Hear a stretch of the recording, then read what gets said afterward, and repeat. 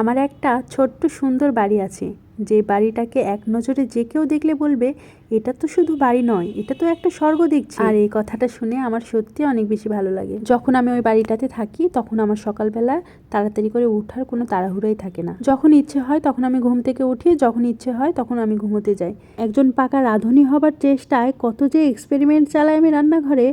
রান্না করতে গিয়ে দেখা যাচ্ছে খাবারটা নষ্ট হয়ে যায়, কিন্তু সেই নষ্ট হওয়া খাবার নিয়ে কেউ কথা শোনায় না। প্রিয় মানুষদের কাছ থেকে শুনে শুনে আমি তাদের পছন্দের খাবার রান্না করি।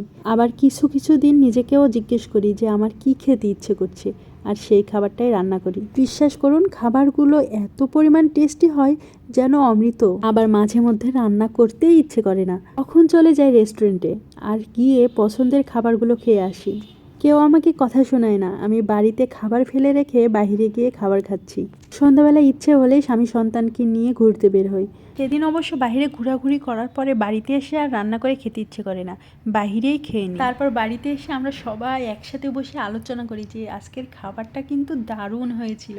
তারপর সুন্দর একটা ঘুম, এক ঘুমে সকাল শুরু। প্রতিদিন যে সকালবেলা ঘুম থেকে উঠে রান্না করতে হবে এরকম নিয়ম কিন্তু ওই বাড়িতে নেই।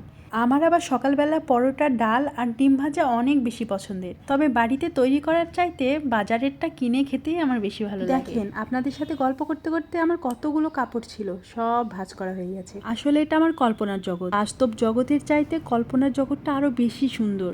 এখানে স্বাধীনভাবে বাঁচা যায়, ধরা বাঁধা কোনো নিয়ম নাই। আমার এই কল্পনার রাজ্যটা আমার বর্ণনার চাইতে আরো বেশি সুন্দর।